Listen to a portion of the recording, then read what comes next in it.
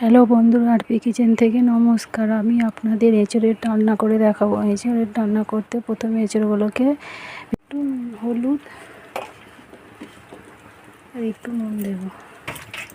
কড়া গরম হয়ে গেছে, তেল দিয়ে দেব। তেলে তেজপাতা আর ফোড়ন দিয়ে দেব। সমস্ত কিছু নেবে।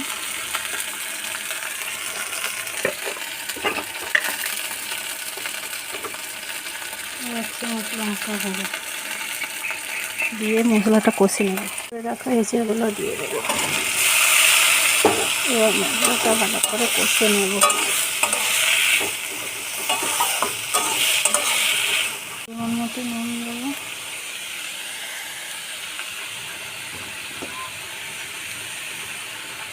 পরিমাণ মতো জল দিয়ে দেবো।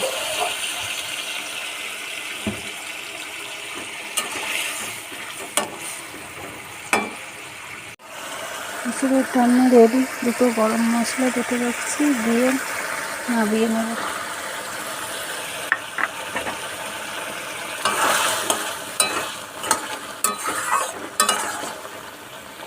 এঁচড়ের রান্না রেডি।